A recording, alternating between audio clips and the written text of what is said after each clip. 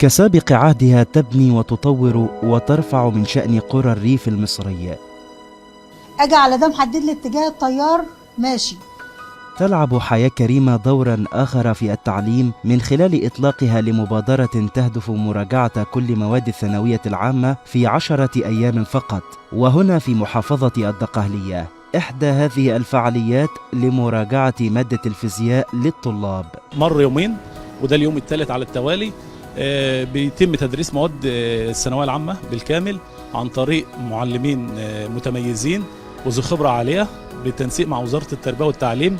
تم توفير وتجهيز القاعات وموجود في كل قاعة مدرس من نفس المادة. المبادرة وجدنا فيها تأثير إيجابي بالنسبة للطالبات وشجعت الطالبات على الحضور بصورة مستمرة. لا شك أن هذه المبادرة لا يأتي دورها إلا في مساندة كل الأهالي الأكثر احتياجاً تزامناً مع الأزمة الاقتصادية ومساعدة الطلاب وتقديم خدمة تعليمية لهم تساهم في استعدادهم لامتحانات الثانوية العامة.